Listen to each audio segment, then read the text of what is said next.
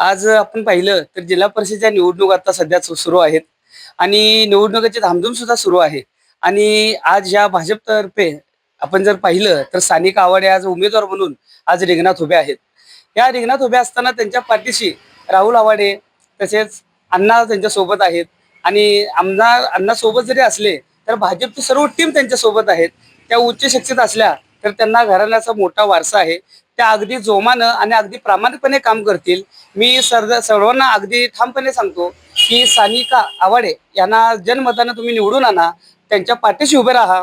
कारण आज जर विकास करायचा असेल तर भाजपमधून आपला चांगला विकास होण्याचे चिन्ह आपल्या समोर आहेत. आणि आजच्या ज्या सीटा आपण जर पाहिल्या ना, आत्ताचा जर टोटली आपण सहभाग बघितला तर भाजपचा खूप मोठा सहभाग यामध्ये आहे. आणि भाजपच्या सीटा निवडून आल्या की विकास हा 100% आहे. त्यामुळे माझं अगदी प्रामाणिक मत आहे की सानिका आवाड्यांना जनमताने आपण निवडून आणा. आणि त्या निवडून आल्यानंतर त्या उच्च शक्ती जरी असल्या तर घराचा मोठा पाठिंबा असल्यामुळे त्या अगदी पूर्ण प्रयत्नशीलपणे आपल्या खोदरीचा विकास करतील, इचलकरंजीचा विकास करतील. त्यामुळे त्यांना अगदी जनमताने निवडून आणावं ही माझी भावना आहे.